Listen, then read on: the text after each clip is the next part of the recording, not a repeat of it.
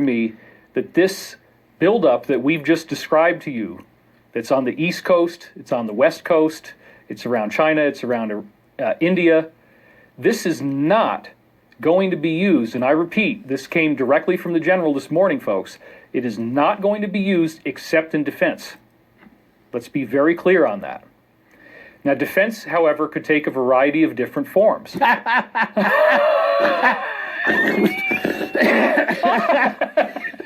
Yeah, that's what we talking about. We have to be precise about this, but look, when we're dealing with a situation that's this crazy, this horrifying, this insane, that such massive corruption has been revealed, that this is actually happening. This is our lives. This is happening now. This is freaking real.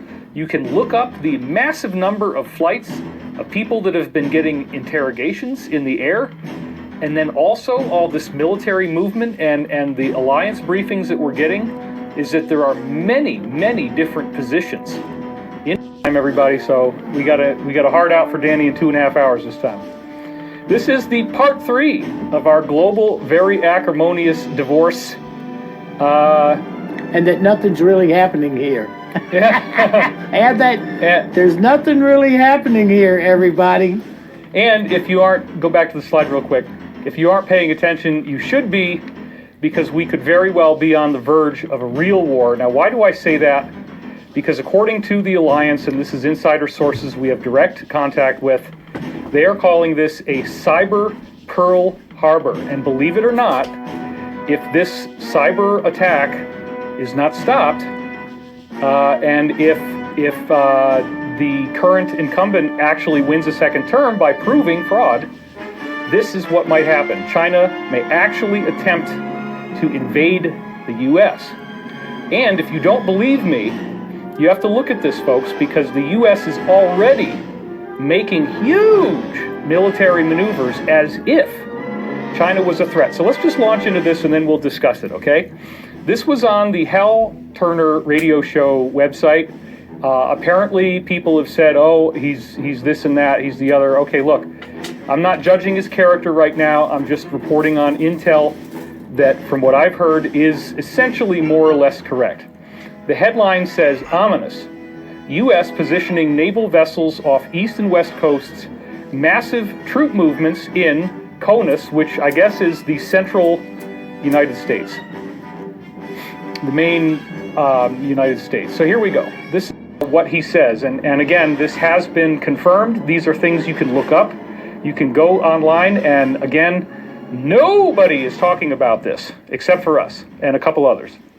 Late Saturday, December 5th, no fewer than 25 C-17 aircraft were flying in the skies over the USA at the same time. Let's just stop there for a second, okay? This is not speculation. Agreed. Do not think that you're going to be treated well if you go in there with your keyboard jockey ways and start lighting us up on fire. Oh, this is disinformation. No, it's not. This is provable information that you can go in to military registers, you can see the flight patterns of these aircraft, and you can confirm that this is true, and that's what was done. This has all had the due diligence involved. And let me add one more point. Sure. I lived in Las Vegas for 25 years, and I have a lot of friends that work at Nellis Air Force Base. And although they can't tell you very much, I've asked several of them. They're all concurring with the massive amount of military, both hard ground vet soldiers as well as equipment being moved into Nellis and dispersed from Nellis. Fact. Okay, so back to the slide. Once again, late Saturday, December 5th, no fewer than 25 C-17 aircraft were in the skies over the U.S., carrying troops and equipment from around the nation, all going to Nellis Air Force Base. And let me just stop again real quick. Isn't it interesting that the U.S. has been pulling out of all of our foreign military positioning?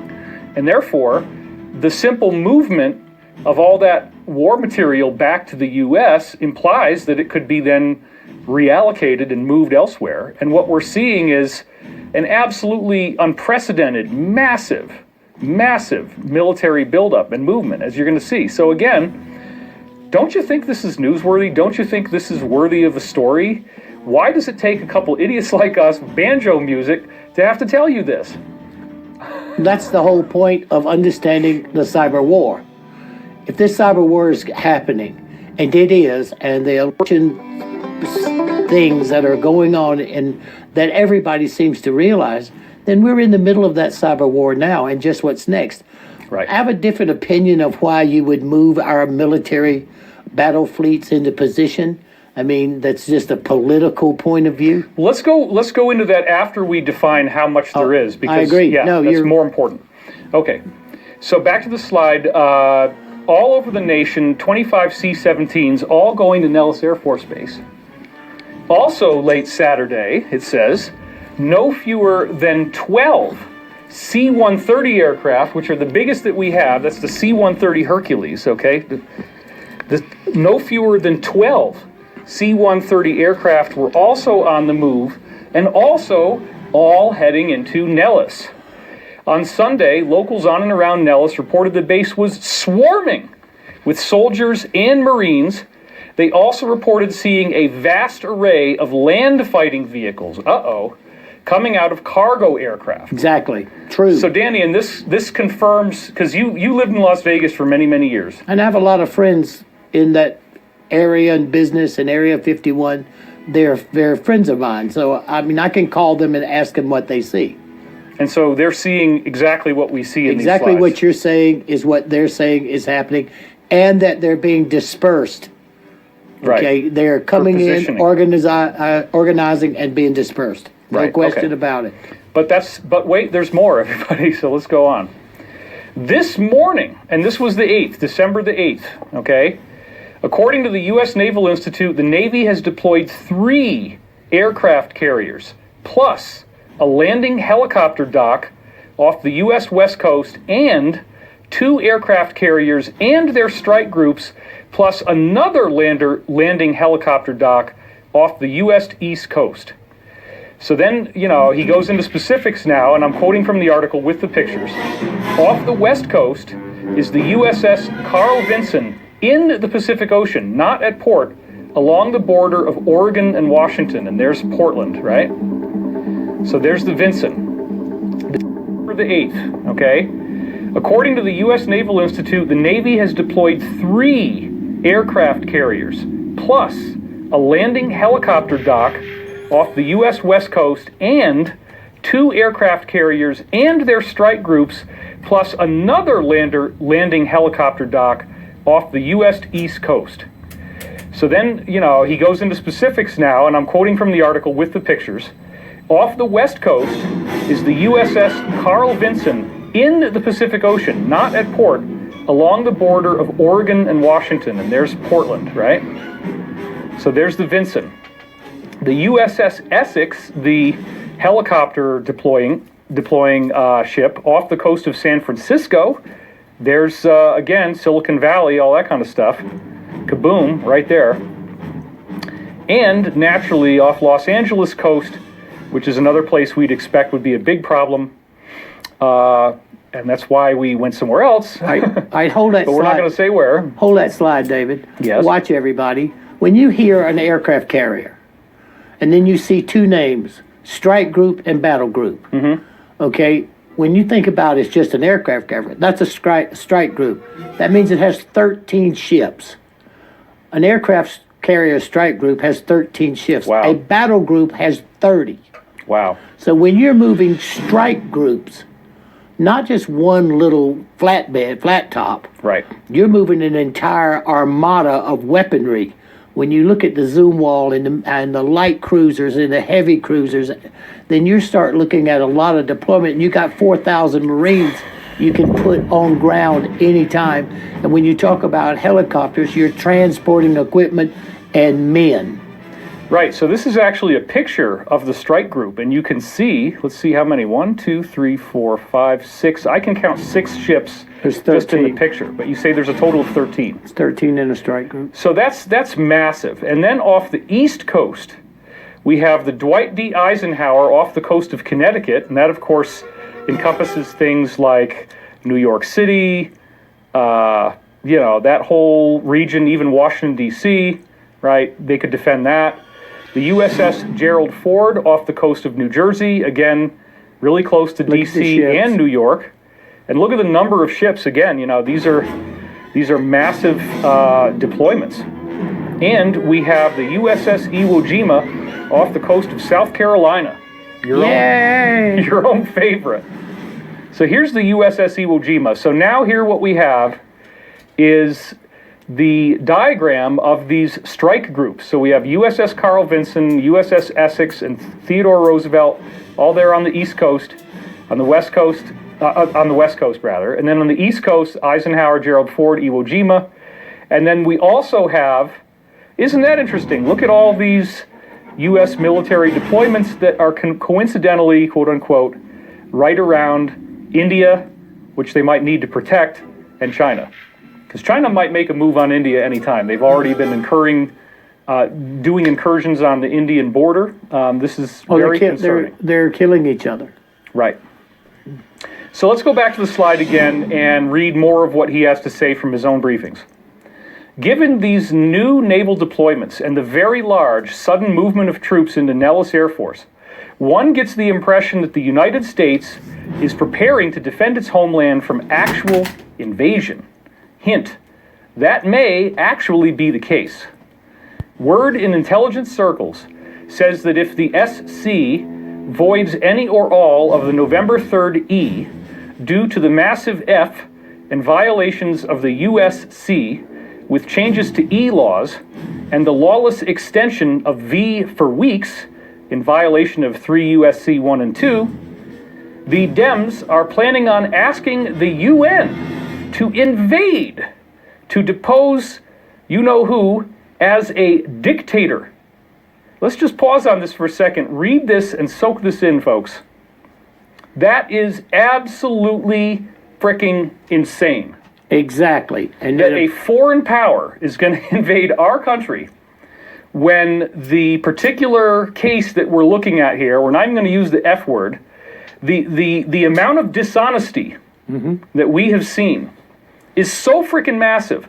At this point, I'm really sorry, but if you don't stand up for the proper electoral process in this country, then we're never going to have anything again except for a multimedia corporate conglomerate run country where your vote doesn't matter at all. You have no rights. You have no freedom. They've already figured out how to stop us from talking about just about anything online. Okay, so, and then a server that apparently is in a foreign country. Here's the deal. You know which one? The server is going to reveal that this one agency, of which I'm sure you know which one it is, starts with a C, ends with an A, and you can probably figure that out. Apparently, they have been using this server in this location, which is a headquarters for them in this country. They've been using this to do this all over the planet. This is not just happening here. The whole darn thing is rigged. And if that doesn't scare you, then what the heck could? And now what we're hearing is that the DS, as you've heard me use that term before, DS, deep, you know what the second word is, right? The DS has apparently made a full treaty with China. And this is how they've worked for thousands of years, folks. No country is off limits. You think that you're fighting against an enemy, and they actually own and control both sides. So if they start losing control of one side, they're going to invest in the other side. So even though you say it's China, it's actually something much deeper and more sinister. And much bigger.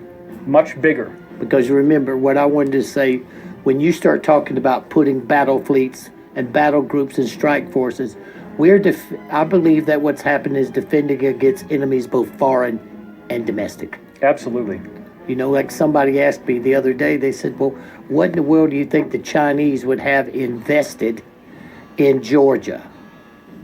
So I went to looking around, and based on that Georgia has the Savannah seaport, you look at what comes in and out of that seaport from China into Georgia, $196 billion right. is at stake. Do you think that you cannot be gotten to when you are running a state and there's $196 billion at stake. Come on, everybody.